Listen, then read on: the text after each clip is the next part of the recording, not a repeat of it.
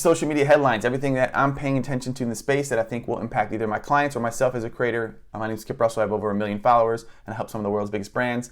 The two battles of our time are going to be really these new paid social strategies that are more AI and machine learning based, where creative is the optimization, and then organic is on fire and creator monetization is on fire right now. So these are things that really the headlines are all suggesting are the focus of the channels and things that are really going to impact yourself as a creator or a strategy. So getting into the first one, and think about Twitter and its sort of effect now on the universe of social media. You have Instagram founders return with a new social app. So Kevin Systrom and Mike Krager are launching Artifact, which I'm on as just an early adopter trying to figure out the channel. And it's really Apple's news feed mixed with sort of the For You page aspect of Twitter. So using AI to lean into what I want more to make it sticky as a consumer looking for news and articles that are relevant and facts and information that are relevant to me in more the written form.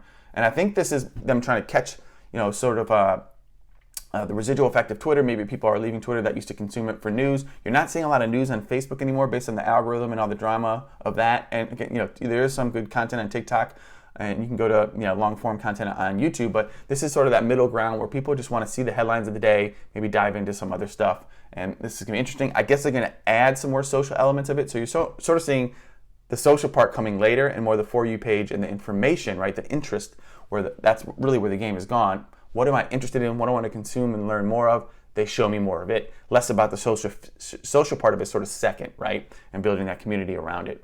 So we'll see where it's going to net out. Just giving you that summary. It really feels like Apple's newsfeed right now with AI, and it could be really interesting. These guys are players, so we'll see where it goes. So speaking of the wake of Twitter, they've shown that they can be lean, and you're seeing layoffs in some of these sites, which sucks. I have friends in the industry impacted.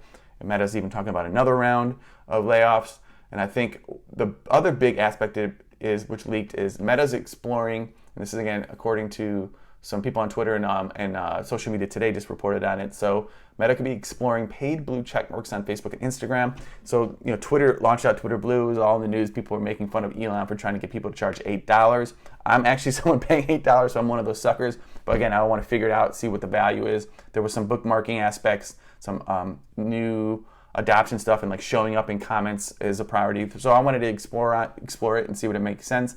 And I love, as a strategist, weeding out bots, and I love the idea of credibility to brands and creators. I think and knowing who I can sort of trust and want to value a little bit more. And I know you're paying for that now, so there's some aspect of it meaning less. But I think as you start to get these tiered approaches, you'll see some interesting things of that, and you're also trying to weed out some of the just crap of social media. So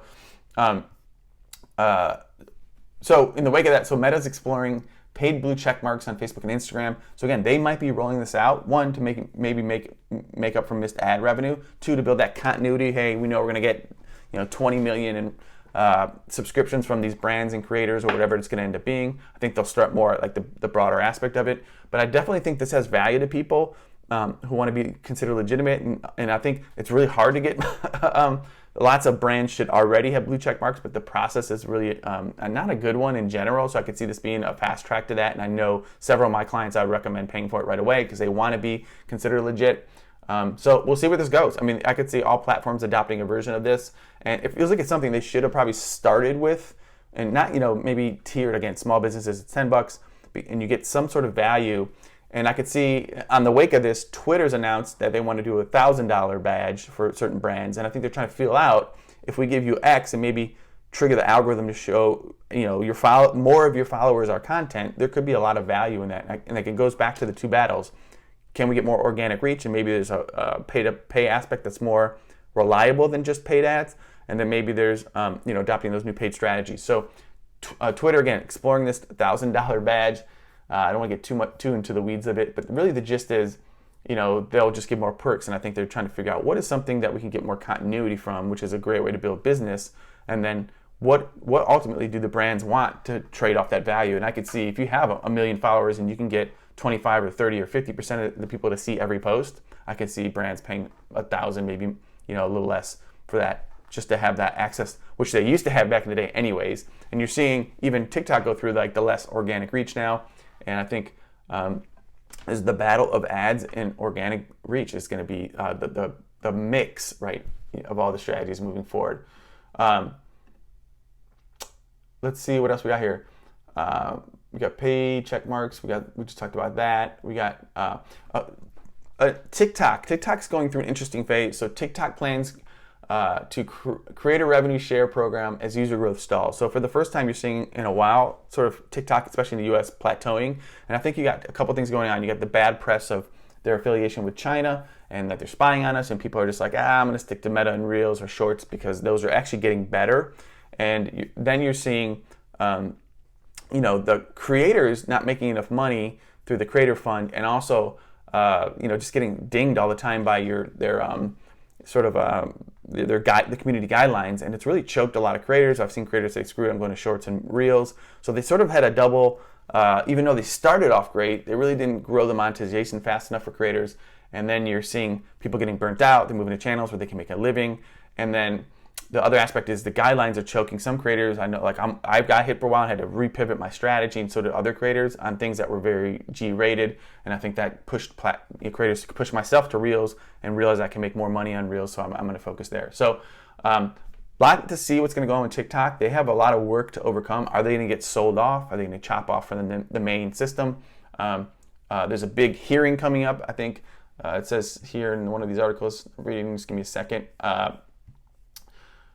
The CEO is going to testify before the House Energy and Commerce Committee March 23rd. And I think this will be a big setup for, hey, what is the plan moving forward? How can they make us feel safer about data? We all know all these networks look at our data anyways, but I think when something's based in China with all the tension in the relations, it could lead to different shakeup. I don't know. I'm just reporting on it and letting you know that I'm paying attention to it. So it might be where you continue to figure out these organic things, maybe around the time you start to figure out how much do I want to invest in TikTok, if it's something that might not be around potentially in a year. I don't think it'll go anywhere. I think they'll eventually have to sell. That's my gut instinct. I think that it's too big and there's too many people on it. But they also have to take care of their creator base. I think knowing that they want to roll out and do that is good. I think some of the things that they're trying to do is like having the users pay for like $1 to watch a creator's long form video aren't the best strategies. Ultimately, I'd rather just go to YouTube and watch it for free. I'll watch an ad to watch something free. I don't want to pay $1 to watch a month for my favorite creators. And I don't think really that's what people are on TikTok for. Yeah, there's some times when you watch long form content, but really I want to go somewhere where I can watch it at 1.5 speed if it's something I'm not really interested in spending a lot of time on. There's just not that sort of long form aspect, and TikTok's sweet spot is that gateway drug, right? Okay, I like this creator. I want to see more of that kind of gateway drug because it's mindless entertainment and education. Then if I really want to go deep, I'm going to go to YouTube, right? So YouTube has really won in this battle. No matter what TikTok says, it's actually pushed a lot of people to YouTube really to see their creators in that long form format. So again, a lot going on in the space.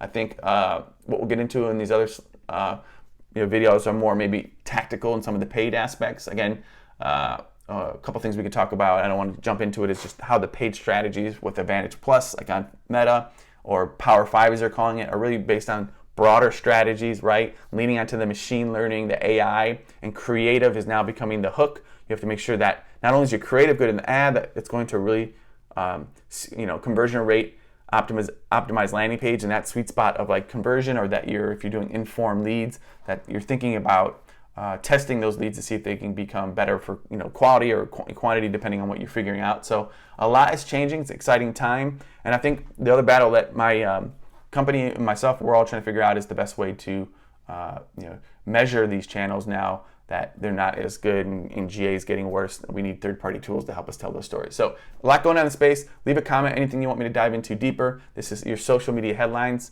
for the week of February 13th or Valentine's week. And I appreciate you guys. I'll chop these up in shorts if you just want to catch sort of some of the headlines, but appreciate you, and make sure to like and subscribe. Late.